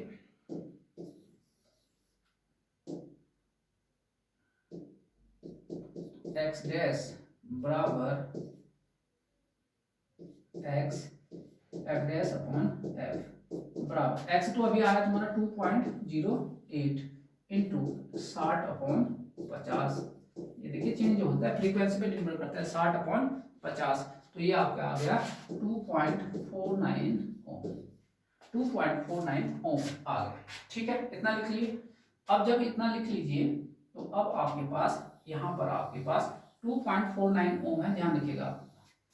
तो आई का मान लिखते हैं हम, आई बराबर वी का मान कितना होगा भाई, ये है 240, 240 की जगह क्या लिखूंगा मैं आपके पास, ये इसको अगर फेज में लिखना है वी फेज तो क्या होगा 240 डिवाइड बाय √3, 240 डिवाइड बाय √3 ये हो गया अपॉन आर, तो कांस्टेंट है, आर जो है फ्रीक्वेंसी पर निर्भर नहीं करता है, ये तो आपको भी पता है, ठीक है। तो आर क्या हो गया, वही हो गया कितना 2 का स्क्वायर 4 प्लस एक्स डैश कितना था 2.49 आया ना अभी, 2.49 इसका होल स्क्वायर, सॉल्व करिए इसको, इसको सॉल्व करोगे तो आपका जो आंसर है 43.39 एम्पियर आएगा। अब ऑप्शन को देख लेते हैं कितना आ गया 43.39, ऑप्शन को देखोगे तो इसके नजदीक जो है सबसे नजदीक कौन है 40 एम्पियर है आपके पास, कौन है इसके नजदीक सबसे 40 एम्पियर, ठीक, इसलिए ये आपका आंसर है, ठीक है। क्वेश्चन आसान था, बस 2 केस लेके उसको जो है सॉल्व करना था, और ध्यान क्या रखना होता है, दिया हुआ वोल्टेज हमेशा क्या होता है लाइन वोल्टेज होता है, और आपको स्टार कनेक्शन दिया है, अगर नहीं भी दिया तो हम लेते लास्ट में स्टार कनेक्शन ही, तो स्टार कनेक्शन में वोल्टेज और उसका ये रिलेशन होता है आपके पास फेज वोल्टेज और लाइन वोल्टेज। चलिए question number 45, question number 45 to write, ठीक है, क्वेश्चन नंबर 45 देखिए फटाफट, क्वेश्चन नंबर 45, क्वेश्चन नंबर 45,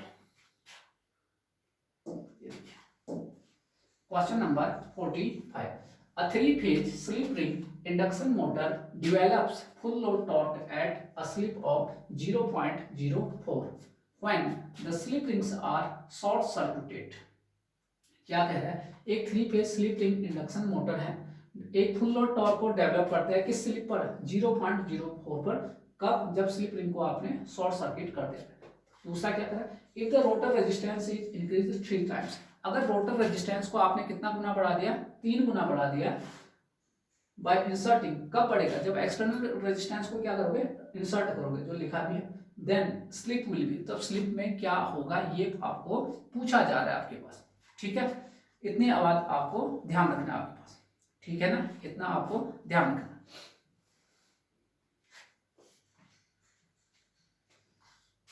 ठीक है भाई, इतनी बातें आपको हो गया।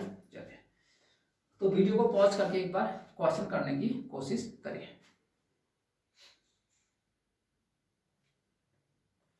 तो क्वेश्चन तो आसान है, A three-phase slip motor develop full load torque at slip of find the slip in if the rotor is increased 3 times inserting s. तो यही है आपके पास s क्या होता है, ये रहता है भाई s जो स्लिप होता है प्रोपोर्शनल टू r2 क्या होता है, यहाँ देखिए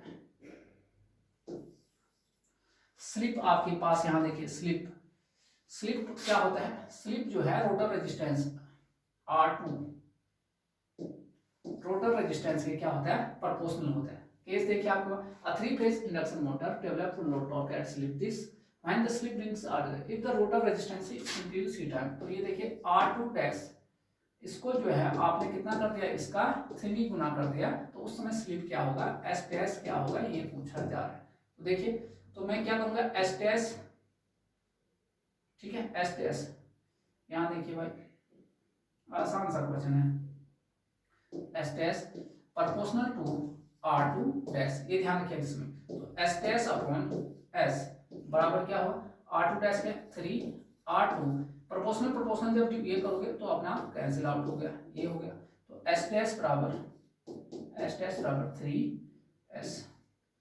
अब S डैश बराबर 3, तो ठीक है स्लिप कितना दे रखा है, वहां से S का मान दे रखा है, ये S का मान दे रखा है इसने 0.04, तो 0.04 S डैश बराबर कितना आप लिखिए 12, तो यहाँ से कितना हो गया 0.12 आ रहा है भाई मेरा आंसर, तो आपको ध्यान रखिएगा, तो कितना होगा 0.12, ये देखिए आपका आंसर। ठीक है चलिए नेक्स्ट क्वेश्चन, ये होता है स्लिप जो है रेजिस्टेंस के क्या होता है, रोटर रेजिस्टेंस के प्रोपोर्शनल रहता है ना आपके पास। चलिए नेक्स्ट क्वेश्चन पे हो रहा है, क्वेश्चन नंबर 46, क्वेश्चन नंबर 46 की ओर आई, देख लिया क्वेश्चन, ये है आपके पास, देख लिया तो देखिए the ratio of starting torque to normal torque in case of star delta starter. आपको स्टार्टर पढ़ा रखा है ना, मैंने बहुत डेप्थ में पढ़ा दिया, तो वहां पर आपको पूछ रहा है ratio of starting torque to normal torque, starting torque और नॉर्मल टॉर्क का क्या बताना है आपको, अनुपात बताना है, और वो भी किसमें, स्टार डेल्टा के केस में, स्टार डेल्टा स्टार्टर के केस में आपको ये बताना है। ठीक है ये आप क्लियर है भाई इतना भाई। क्या होता है ये देखिए, टॉर्क जो है वोल्टेज के प्रोपोर्शनल होता है, ये तो हमें पता ही है, वोल्टेज की क्या होता है प्रोपोर्शनल होता है, इतना था। ठीक इतना आपको ध्यान रखना है। तो स्टार डेल्टा के केस में क्या है, तो दो है स्टार डेल्टा है, देखिए तो एक केस है पहले इन केस ऑफ क्या है स्टार, एक स्टार लेंगे केस फर्स्ट, और दूसरा क्या लेंगे इन केस ऑफ डेल्टा। ठीक है यहां देखिए तो स्टार में देखिए, स्टार में क्या होता है अभी बताया था, स्टार में क्या होता है √3VPH, ये आपके पास होता है नहीं होता है, यही तो होता है आपके पास। तो T स्टार्टिंग क्या होगा, ये फेज वोल्टेज रहता है, T प्रोपोर्शनल फेज वोल्टेज क्या होगा VL/√3 का होल स्क्वायर, यही तो होता है, अरे यही तो होगा आपके पास। ठीक है इतना आपका आ गया, यानी ये आपका प्रोपोर्शनल हो गया VL² divide by 3, VL² divide by 3, ये आ गया आपके पास, यहाँ पर आया। ठीक है इतना आपके पास। केस सेकंड कौन सा, स्टार्ट हो गया, अब डेल्टा, दूसरा केस लिखिए इन केस ऑफ डेल्टा। डेल्टा में क्या होता है, लाइन वोल्टेज और फेज वोल्टेज आपस में क्या होते हैं, बराबर होते हैं। तो भाई आपके पास यहाँ देखिए, तो आपका T प्रोपोर्शनल, यहाँ देखिएगा आपके पास क्या होगा VL का स्क्वायर, ये तो होगा आपके पास VL का स्क्वायर आपके पास। तो T start upon T normal. ठीक है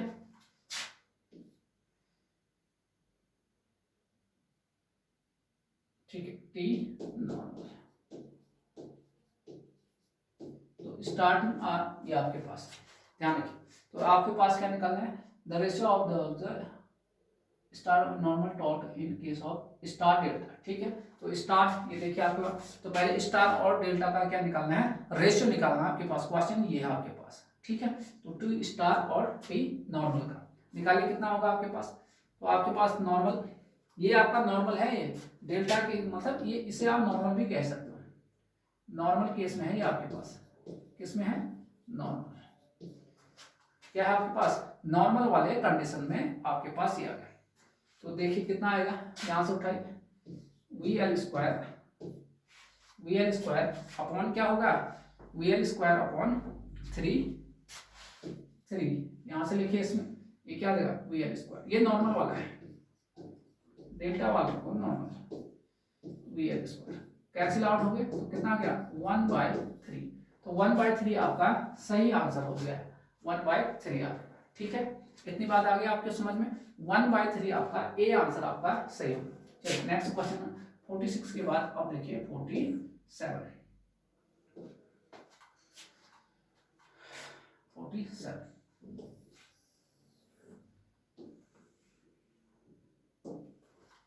A three-phase 440 volt 50 Hz induction motor has 4% slip. The frequency of rotor EMF will be। ये तो फिर से एक जैसे क्वेश्चन आ गए, यहाँ देखिए एक जैसे क्वेश्चन। भाई रोटर फ्रीक्वेंसी का आपका फॉर्मूला क्या होता है, एस एफ, थ्री फेज ये हो गया, ये एफ क्या है, स्टेटर फ्रीक्वेंसी कितना 50 हर्ट्ज दे रखा है, अब बार बार नहीं लिखेंगे। आपका स्लिप दे रखा है, कितना दे रखा है 4%, तो एफ डैश बराबर कितना हो गया 4%, 4/100 इंटू एफ का मान कितना है 50 तो नहीं, ये हो गया, तो एफ डैश बराबर कितना आ गया 2 हर्ट्ज आ गया, है कहीं पर आंसर, ये देखिए, ये लग रहा है एक बार फिर रिपीट हो गए, 2 हर्ट्ज आपका सही आंसर आ चुका है। ठीक है, 2 हर्ट्ज। नेक्स्ट क्वेश्चन देखिए 48 में आई, 48 क्वेश्चन की ओर आई, द मैक्सिमम टॉर्क, पहले इसको सही ढंग से लिख लीजिए, the maximum torque in induction motor depends on, जो मैक्सिमम टॉर्क होता है वो किस पे डिपेंड करता है, अभी तो बताया था आपको इसका एक्सप्रेशन मैक्सिमम टॉर्क का, यहाँ देखिए मैक्सिमम टॉर्क का एक्सप्रेशन देखिए, मैक्सिमम टॉर्क बराबर क्या होता है 3/2 v square omega S x2 dash, ये होता है आपके पास किसका, क्या होता है मैक्सिमम टॉर्क का एक्सप्रेशन। तो मैक्सिमम टॉर्क किस पर निर्भर करेगा, ये आपको पूछ रहा है आपके पास। ठीक है, इतना आपके पास।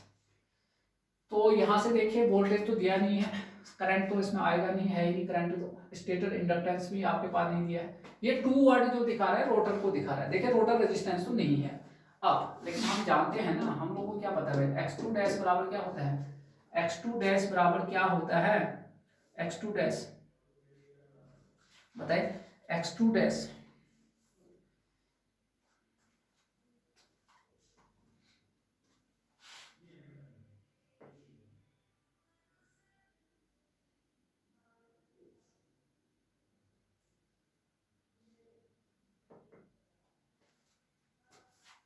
x2 डैश, ठीक है, इतना आपके पास। The maximum torque in induction motor, तो x2 डैश तो आपके पास ही होता है ना ओमेगा एल, यानी x2 डैश प्रोपोर्शनल क्या होगा फ्रीक्वेंसी, तो यहां से देखिए Tm प्रोपोर्शनल 1/इनवर्सली प्रोपोर्शनल, तो यहां से साफ पता चल रहा है मैक्सिमम टॉर्क इंडक्शन मोटर में किस पे डिपेंड करता है, फ्रीक्वेंसी पे डिपेंड करता है। रोटर रेजिस्टेंस है ही नहीं इस एक्सप्रेशन में, उस पर निर्भर नहीं करेगा, सप्लाई करंट आपको नहीं है और ना ही स्टेटर इंडक्टेंस है, तो किस पर निर्भर करता है, फ्रीक्वेंसी। ठीक है, चलिए इतनी बात आपने नोट कर लिया। नेक्स्ट क्वेश्चन देखिए, द सप्लाई वोल्टेज, पहले इसको सही ढंग से लिख लेते हैं, the supply voltage to a cage rotor motor, यानी स्क्विरल केज की बात कर रहा है, cage rotor motor is 80% instead of 100%। क्या कह रहा है कि सप्लाई वोल्टेज जो है आपका जो है 100 की जगह 100 होना चाहिए था, लेकिन है कितना अभी 80%। ठीक है, determine reduction in starting current, तो बताइए इससे जो है स्टार्टिंग करंट में कितनी रिडक्शन होगा, कितना रिडक्शन होगा, ये आपको बताना है। ठीक है, आपको ये चीजें बताना है। तो स्टार्टिंग टॉर्क में आपका कितना जो है रिडक्शन होगा, ये आपको बताना है। ठीक है, टी आई स्टार्टिंग में कितना रिडक्शन होगा, ये आपको बताना है। ठीक है, तो आपको ध्यान रखिएगा, तो कितना होगा ये आपको बताना है। वोल्टेज में कितना रिडक्शन है, 100 होना चाहिए था, लेकिन कितना है 80, तो पहले लिखिए रिडक्शन इन वोल्टेज बराबर 100 - 80 बराबर 20%। 20% का क्या होगा, रिडक्शन है आपके पास वोल्टेज में। 100 होना चाहिए था, लेकिन कितना है ये आपका 20% का, ठीक है, इतना आपके पास। तो करंट में कितना होगा, ये होगा, ठीक है। अच्छा, ओम्स लॉ से लगा ही लो, आपके पास क्या होता है ओम्स लॉ, वी, ये तो ये रहता है, इसका मतलब जितना रिडक्शन इस, अगर ये इंक्रीज करेगा ये भी इंक्रीज करेगा, ठीक है, यही तो होगा, अरे यही तो होगा ओम्स लॉ से, सिंपल है। अगर ये डिक्रीज करेगा तो ये, क्योंकि डायरेक्टली है ना आपके पास, इसका मतलब आई में भी उतना ही रिडक्शन होगा जितना कि वोल्टेज में है। तो डेल भी है आपका रिडक्शन, प्रोपोर्शनल डेल भी, प्रोपोर्शनल कितना 20%। इसका मतलब ये है, देखिए, अतः करंट में भी 20% का ही, करंट में भी 20% का रिडक्शन, करंट में भी 20% का रिडक्शन होगा, ठीक है। चलिए नेक्स्ट क्वेश्चन क्यों रहा है, नेक्स्ट क्वेश्चन आज के दिन का लास्ट क्वेश्चन है, इस वाले सेशन का, आज के जो है क्लास का लास्ट है, ठीक है। The slip of 3 phase induction motor is 1, what is the state of the motor, तो आपको पता है। तो भैया अगर आपके पास स्लिप क्या है 1 है, तो देखिए आपका बहुत है, स्लिप 1 कब आएगा, पहले स्लिप का फॉर्मूला देखिए, ns minus nr upon ns। कब स्लिप 1 होगा, इफ nr बराबर 0 कर दे, तो यहाँ स्लिप देखिए क्या होगा, ns माइनस 0 अपॉन ns, तो स्लिप अपने आप कितना आ गया 1। तो आपको बताया स्लिप कब होगा, तो रोटर का स्पीड 0 है, क्या कंडीशन कहलाता है वो, स्टैंड स्टिल कंडीशन कहलाता है। क्या कंडीशन कहलाता है, स्टैंड स्टिल कंडीशन कहलाता है। तो लिखिए, जब रोटर का स्पीड 0 होता है तो वह कंडीशन स्टैंड स्टिल, क्या स्टैंड स्टिल कंडीशन कहलाता है। स्टैंड में से ठप रहना, नाम में छुपा है, स्टैंड स्टिल अभी तक क्या है, रुका हुआ है, स्टैंड स्टिल कंडीशन कहलाता है, ठीक है। तो ये तो था आज के क्लास का पार्ट 2, मतलब 50 क्वेश्चन हम लोगों ने कर लिया है कवर, ठीक है। पहले क्वेश्चन में शायद 22, पहले पार्ट में 22 किए थे, आज हमने 23 या 24 से किए हैं, ठीक है। तो अब आप लोगों को करना क्या है भाई, सभी लोगों से रिक्वेस्ट है, जो भी लोग वीडियो देख रहे हो भाई सब्सक्राइब करना है और शेयर कर लीजिए, आपको मैक्सिमम लोगों तक शेयर करिए। आप लोग जितने आप शेयर करोगे, सब्सक्राइब करोगे, लाइक करोगे, कमेंट, तभी तो मैं और मेहनत करके वीडियो बनाऊंगा ना आप लोगों के लिए। भाई ये आप लोगों के लिए फ्री इनिशिएटिव है, ठीक, तो आपको इतना तो करना ही पड़ेगा ना, ठीक है ना। चलिए ओके।